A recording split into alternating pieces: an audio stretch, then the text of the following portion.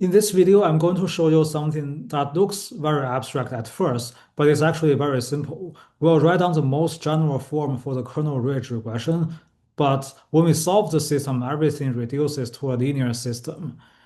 So if you follow the derivation for the smoothing spline, you already understand kernel ridge regression and the representative theorem. So this thing will seem almost obvious. Okay, let's get started. So this is the equation that we have for the general form of the kernel ridge regression. And this is in this form, everything is written down in function space. So this function here, f here, belongs to a Hilbert space. So x coming from a Hilbert space. And then this t here is an operator that maps from function f into an n-dimensional vector. So t is called a data operator. And when we have t operate on the function f, then we'll have a finite vector at all the evaluation points from x1 to xn. So this t act on f will give us a vector belongs to Rn. Then for the second term here, we have a regularization term on the Hilbert norm for the function f. So this h here is a Hilbert norm. This is a Hilbert norm. So this h here is a Hilbert space.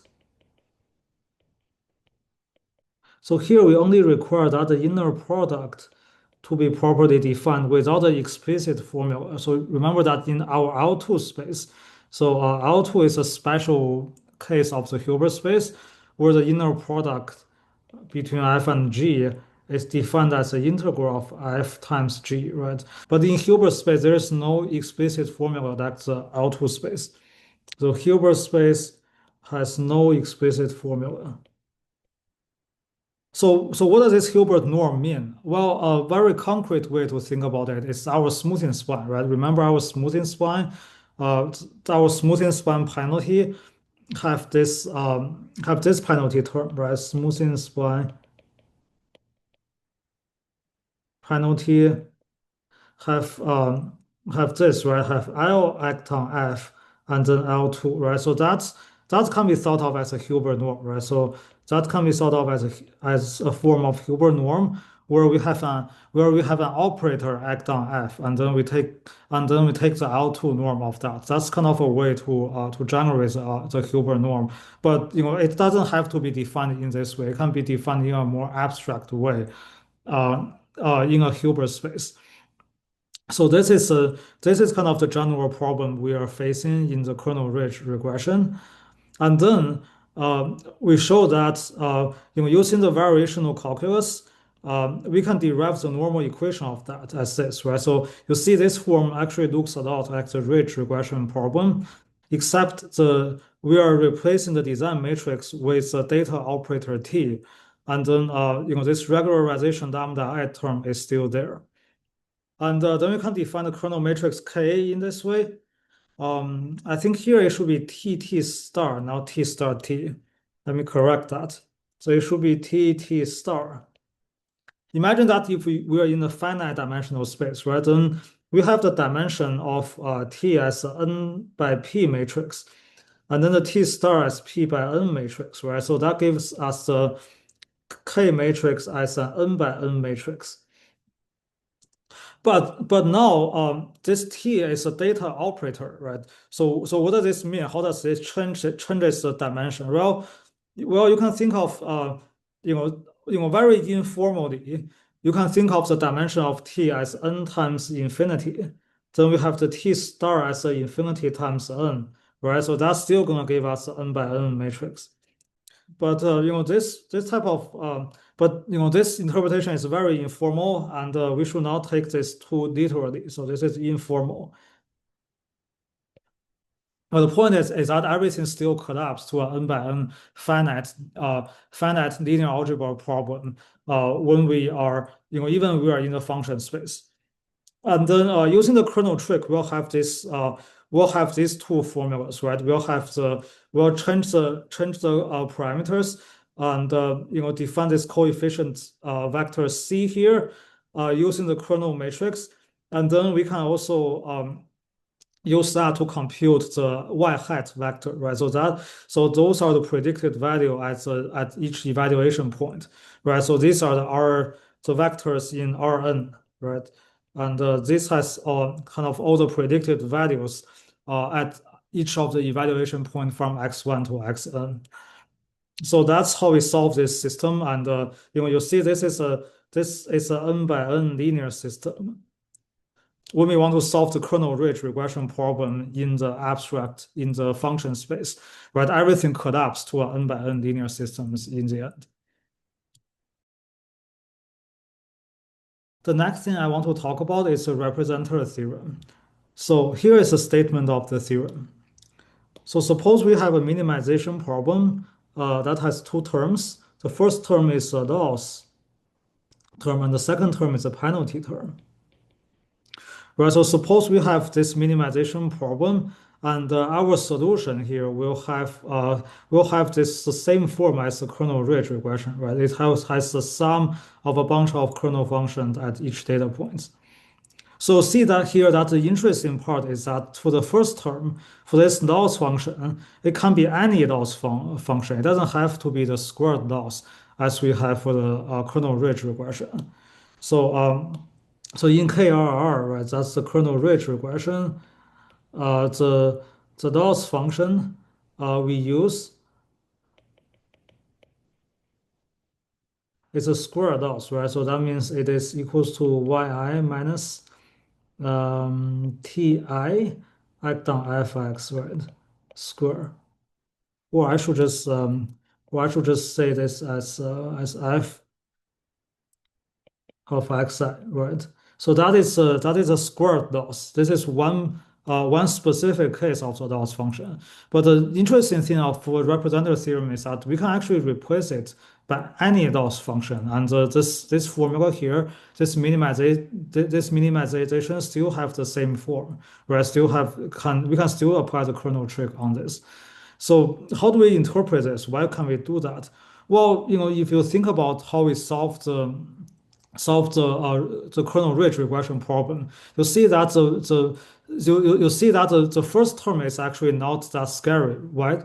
Why is that? Because it lives in n-dimensional space. It's a finite dimensional problem, right? So this loss is finite. Okay, so that is why we can replace it with any loss function because really the form here, the minimizer form here, really arises from the second term because the second term is a norm for the infinite dimension problem, right? We're taking consideration of the entire function, whereas the first term, the loss function, only evaluate at the data points. And another intuition for this is that in the ridge regression problem, suppose we have no penalty, right? So that means lambda equals to 0. This is no penalty. Then our solution, the L, if we just evaluate at yi and f star xi, right? So that could equals to 0, considering that we can just interpret the data with any function, right? In that Hilbert space, that's a huge space for the possible function we can minimize, and it's not so hard to find kind of a perfectly overfitted function that passes through all the points.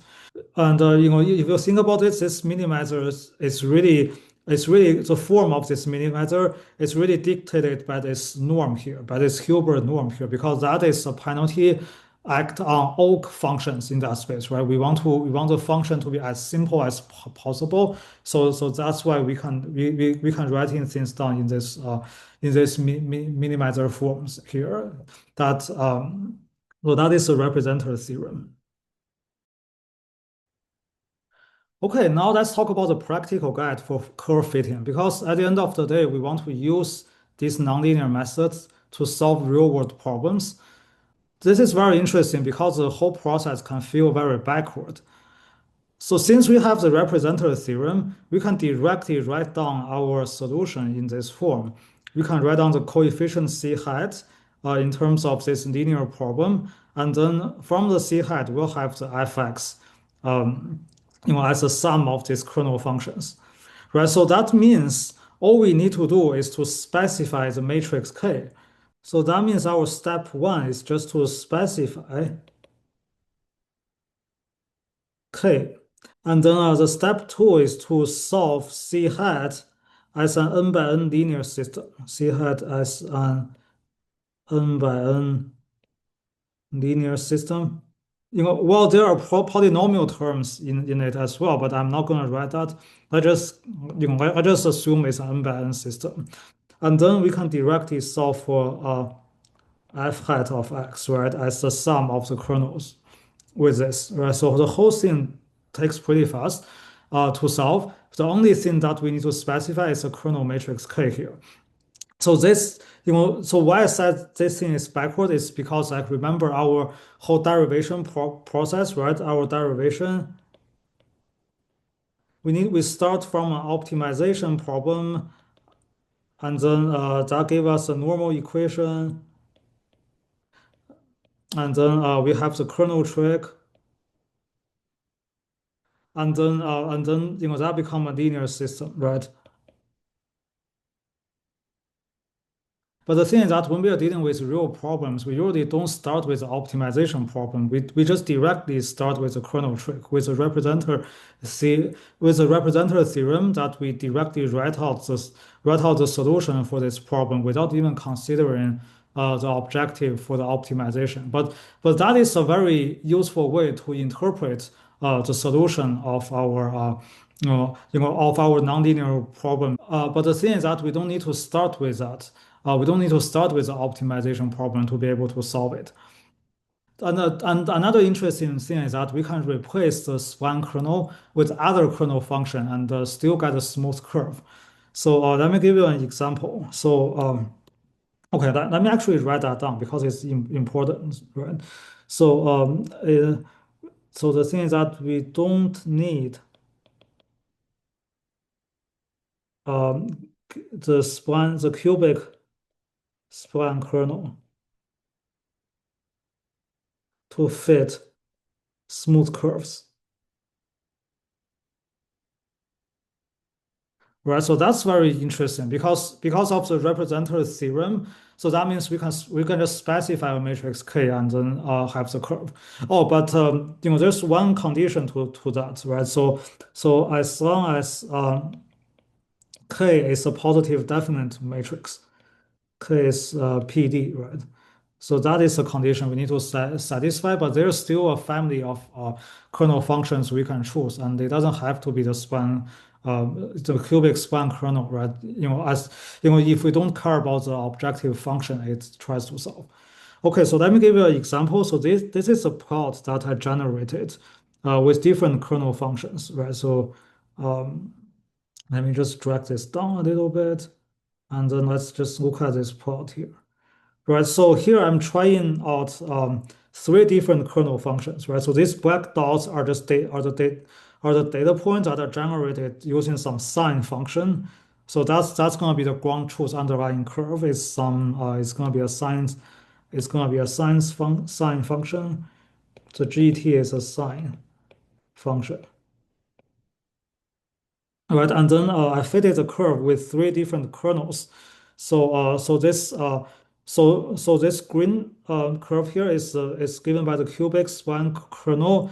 The blue curve is given by the Gaussian kernel, and the orange is given by the Laplace. It's given by the Laplace kernel. So let me just write those things down. And so the cubic is have this, right? So x minus xi to the third power, and then Gaussian is going to be the Gaussian kernel is going to be exponential minus x minus xi square 2 sigma square. Right, so that's the Gaussian kernel. And then the Laplace kernel is going to be exponential minus uh, x minus xi, absolute value versus L, over L. So these are the three kernels we used. And from here we obtain the matrix K, and then I just solved the linear problem to obtain these curves. So see this curve fitting here. The Gaussian kernel also gave us a smooth curve.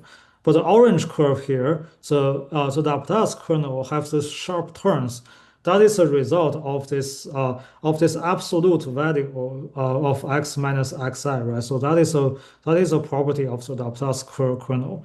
But you see here is that the point I want to make is that we don't have to start. We don't always need to use a cubic spline kernel to obtain a smooth curve, right? It can have different behaviors, with other type of kernels. So that is something very interesting about the kernel curve fitting in practice. And depending on which curve we want to fit, we can just try out different kernel functions to see kind of which curve give us the best, give you the best property you want. Then we can interpret the curves using the optimization framework we use to derive the kernel ridge regression problem. So that's why I say the problem feels almost backward when we solving these curve fitting problems in practice.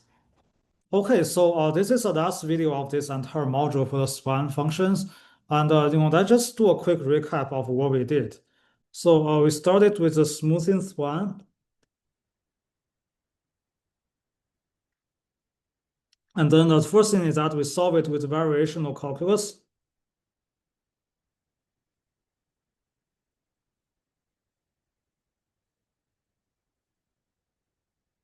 And that gave us the representer solution, right? Representer solution is just the sum of the kernel functions. And then we realized that the smoothing spline is really, really just belongs to a larger problem of the kernel ridge regression. So we have the KRR that's it's kind of a general problem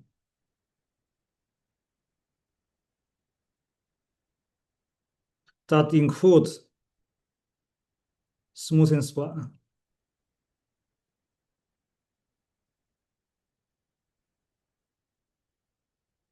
And then the solution of that requires kind of the linear algebra on the function space.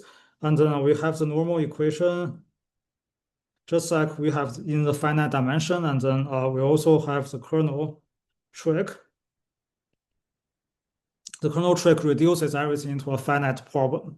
And in this video, we just see that we can actually replace the smoothing spline kernel with other kernel functions. And we are still able to obtain a smooth curve. And that's really the power of the kernel ridge regression.